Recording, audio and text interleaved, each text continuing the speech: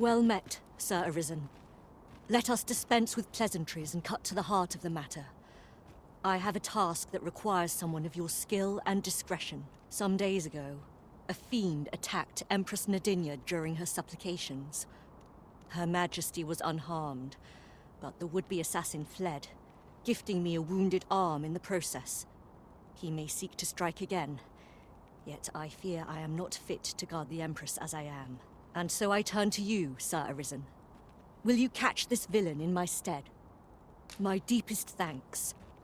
Her Majesty will next begin her supplications in Flamebearer Palace. I would use this opportunity to lure her assassin from the shadows. Empress Nadinia's life is in your hands, Sir Arisen. I trust you understand the gravity of this task.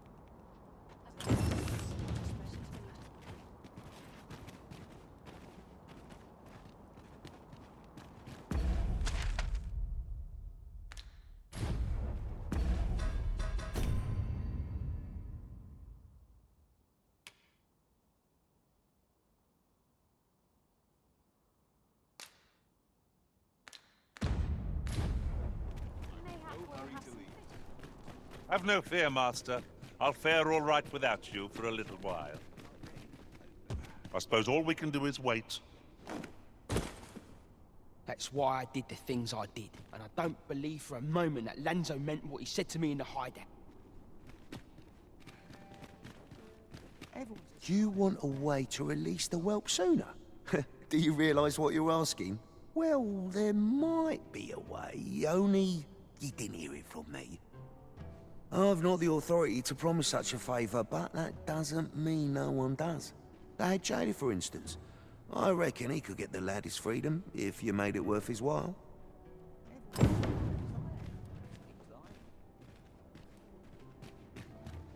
Aye, what can I do for you? Oh, you want the banded whelp released, do you? I suppose I could consider it. Aye, being head jailer has its privileges. I could accommodate such a request if I were so inclined. Of course, you'd need to prove your integrity first. Aye, you've made your case well. I'll see to it that the request for the lad's release is put through. But you might have to be patient. One cannot rush these things.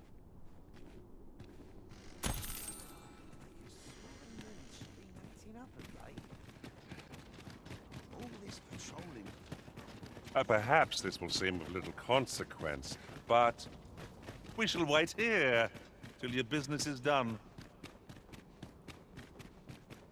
And who might?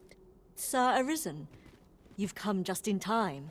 Sir Ermhild, 'tis my pleasure to present to you the good Arisen, come to aid us in apprehending the brigand who would threaten Her Majesty's life. Well met. Your assistance is most welcome. Without our Empress to guide us, Batal has no future. Her Majesty cannot be allowed to come to harm. Indeed. We are well glad of your aid. May it prove unnecessary. Ere Her Majesty's supplications begin, I shall give you a description of our target. Pray seize the rogue should you espy him. We would, however, prefer that this affair be kept quiet. Be not reckless in your decision, lest you apprehend the innocent. Empress Nadinia shall commence her prayers any moment now. I would ask that you safeguard her with your life, should it come to that.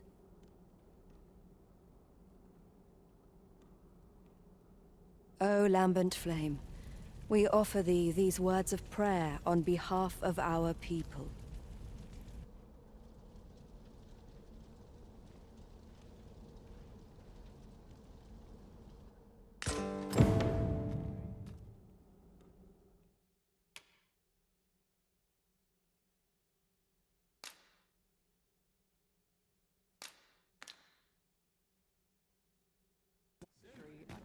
Precious little wait for new equipment to come in.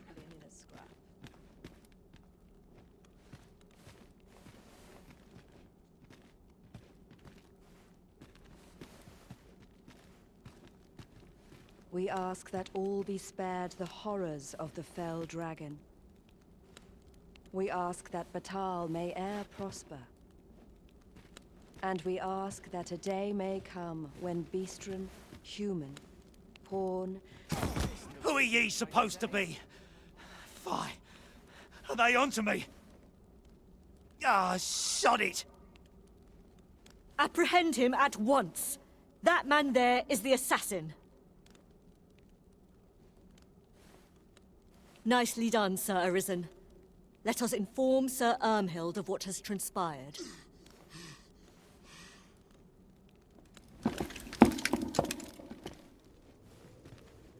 Oh, Your Majesty. Full glad am I to see you unharmed. The brigand has been captured. The chaos of the past few days ought to be behind us now. We owe this outcome to you, Sir Arisen. You cannot know the depth of my gratitude. Ah, yes, of course. Batal is in your debt, Sir Arisen. The same is true of you, Sir Manella. Your efforts were most admirable, considering your wound. Now that a measure of peace is returned to us, however, you ought to devote yourself to convalescence for a time. You may. The curative hot springs on Volcanic Island are said to be wondrous for healing. Go there to recuperate. Very well, my lady. I shall leave presently, and return when I am fully recovered. Grateful are we for your most valiant efforts, Sir Arisen. Meet again. What matters require our attention this day? Greetings, sir. You hear about the whelp, I presume? I've not forgotten our arrangement. But I'm afraid things aren't going as smoothly as I'd hoped. It's my superiors, you see. They understand that there are some extenuating circumstances, but the lad's still a thief. They're not convinced he should be released so soon. Normally, I'd let the matter lie, but methinks I could find the courage to try again with only a little motivation. What say you, sir? Have you any words of encouragement for me? A shame.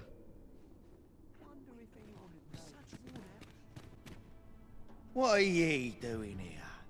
Come to laugh at me, have ye? Suppose it must make ye feel a hero, seeing the man ye caught yourself sitting behind bars. But ye ain't fool enough to think the Empress is safe now I'm in here, are ye? Go on then, and don't come back.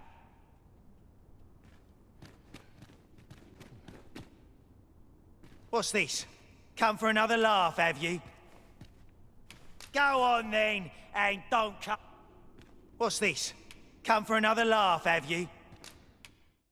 Coin's a fine thing.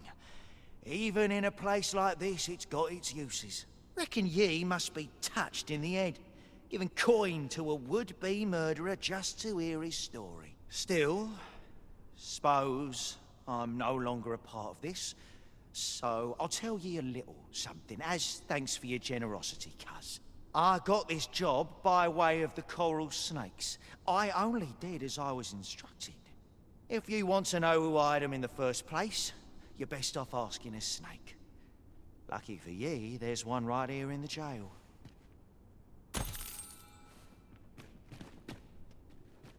'Twill be no simple matter to secure the whelp's release, and what say you, sir? But aye, that's just what I needed to hear. I'll see about securing the lad's release anon. You really must care for the whelp to go so far for him. Let's hope he's worth it, eh?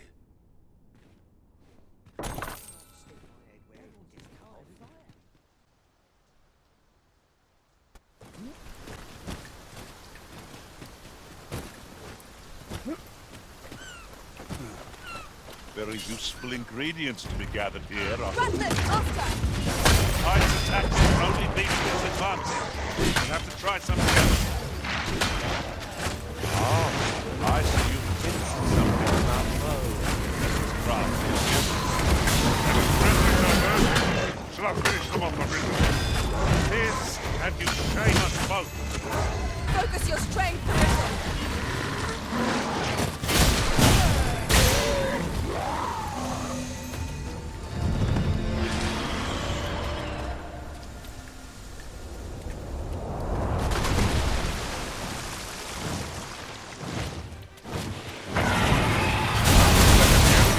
upper hand.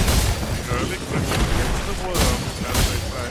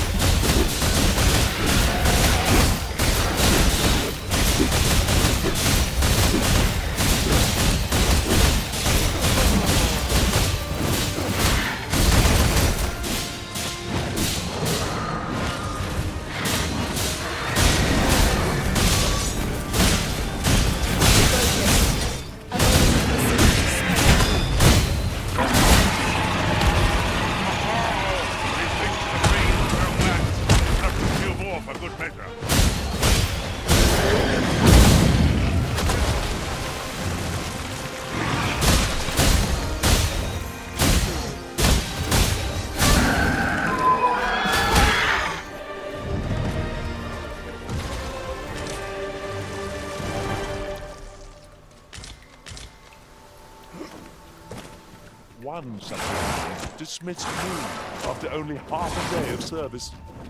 I'll be sure to keep that in mind.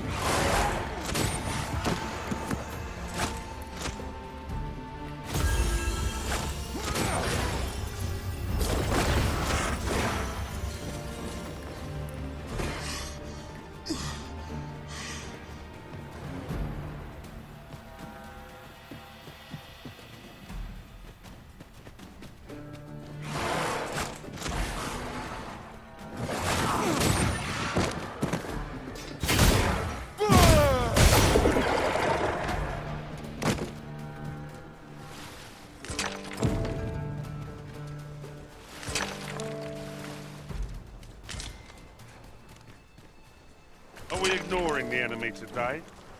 Little does our foe realize how narrowly they escape death's touch. I suppose it is so.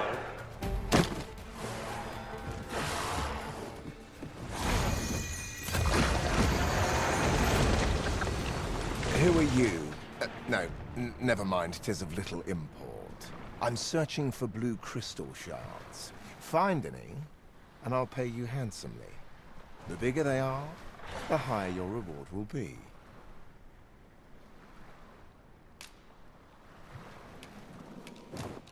Is that all? Tiny fragments such as these. Still, I expect I'll find a use for them. Here, take your coin and be gone. 'Tis a god's sway. Well, to be precise, the crystalline substance from which 'tis made. By refining such crystals, anyone can attain the power of the Arisen.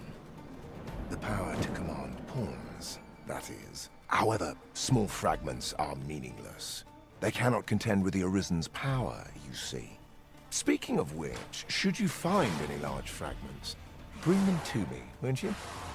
Though that might be difficult, we've scoured this area quite thoroughly, I should think. 'Tis possible larger shards may have been mistaken for jewels and carried off by scavengers or collectors or some such. Mayhap one such as the Oracle or the Dragon Forge would be able to aid you in locating them. I can Do not despair! I'm coming to your aid! If you would.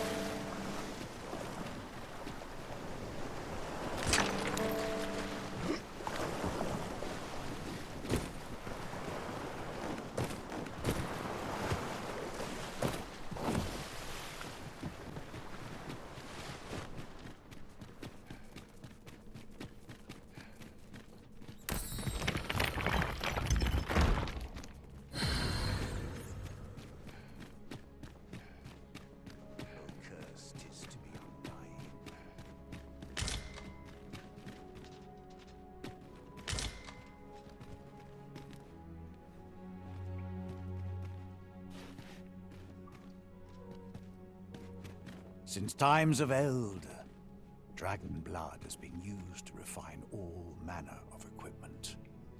I myself learned the art by deciphering ancient texts. Remember, draconic blood flows through the veins of lesser drakes as well.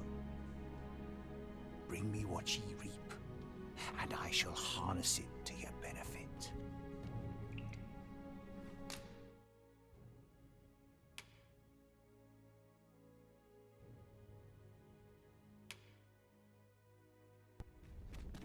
Since times, remember, draconic is for ye to determine what that bond constitutes, be it a hapless fate or a curious boon. The Godsway? Forgive me, but I've ne'er heard of such a thing. However, some years past, a sorcerer of Batal came to me seeking knowledge of the dragon, just as ye have. Faces, I believed he called himself. It appeared his intent was to alter the will of the world through mortal means. Perhaps there is some connection.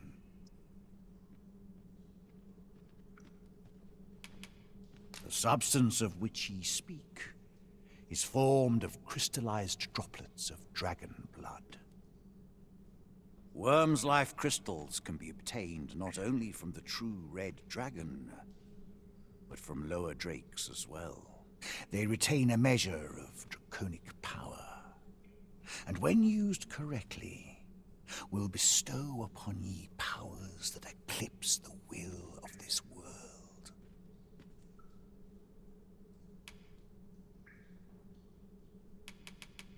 The Arisen is a transcendent being, always chosen by the dragon. It marks for itself the individual who must fell it. Thus, when the dragon is made manifest, so too is an Arisen. And should that Arisen fall, another shall rise in their place. The cycle is doomed to continue till the dragon is felled, for that is what the will of this world has ordained. Then go. But visit me again when ye have spilled draconic blood. Since times of eld, dragon blood is... Remember, draconic blood... Then I bid ye farewell.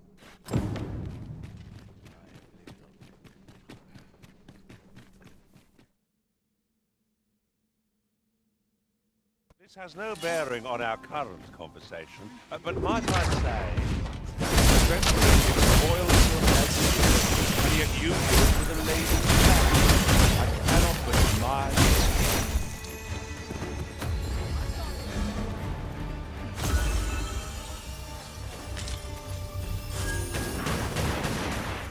Prepare yourself.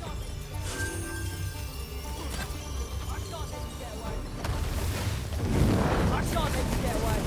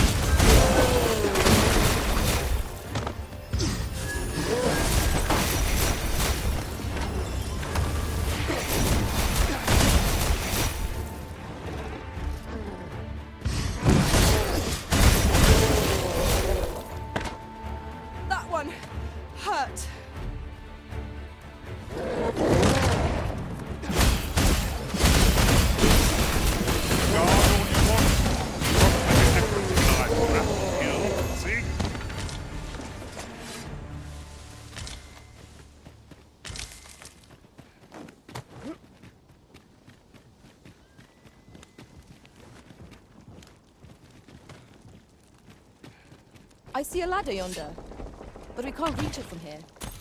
We'll have to get up there and drop it down. I knew you would come, Arisen One. You seek answers, and you shall have them, if 'tis within my power to know them. Loath as I am to admit it, I know little of the artifact of which you speak, though I shall tell you aught I can. I sense a land soaked in warmth. A warmth akin to your own, Arisen, to that of the power of the life you possess. Yet it now lies many fathoms below the surface of the sea, in a place unreachable by mortal hands. Though 'tis strange, for I sense also that this warmth grows ere near. 'Twould seem a path will be open to you in time, allowing you to venture into the heart of this warmth, so like your own. Perhaps he who was dragon-forged can tell you more. Seek him out in Harv Village, if you would learn from him.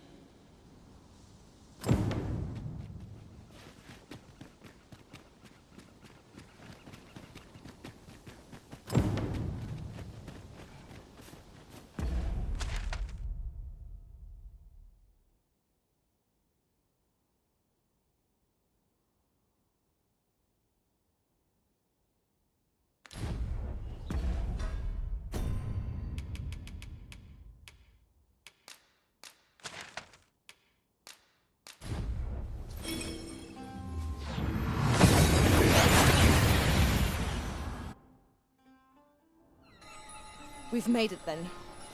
What's our first order of business, Arisen? About time you came along. I've a special tale to share with you today. Or so I'd like to say, but it is getting rather late. Best spend the night. We can talk again come the morn.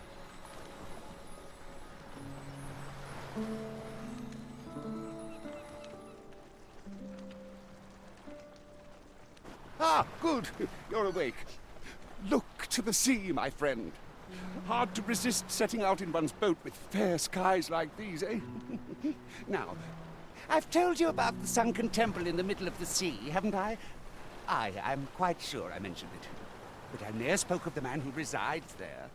He was such a worthy ruler in life that his armies safeguard him even in death. As he himself would have it, he was once entrusted with the task of watching over this world from the heavens above. Yet he tired of his duty and abandoned his perch in the sky in favor of founding a small kingdom on the ground. Alas, though he was a just and goodly ruler, there is not a single person alive who remembers his name. Oh, it sounds unfortunate, but if you ask me, 'tis all a matter of perspective. It can be a blessing to forget, and to be forgotten. I should know. In all my long years, I've never forgotten a single thing. I remember everything, every little detail. Would that I could forget some of it. A lie it may seem, but a lie it is not. I speak only the truth, as you well know. Come see me again if it pleases you. I've tales aplenty to share.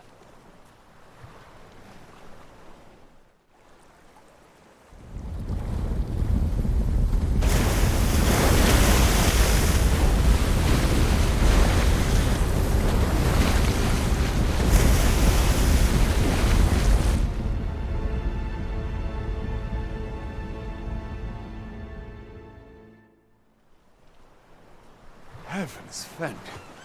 I'd ne'er seen the like. I'd not known there were ruins in the depths of this cavern till the path appeared. 'Twas magic, methinks. I should have liked to investigate, if the place hadn't been crawling with monsters. I'll be needing sturdier arms than these afore I head back in there, I fear.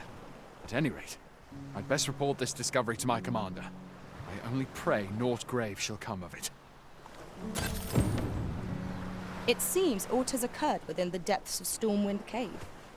But what, I wonder? I'm not sure what to tell you.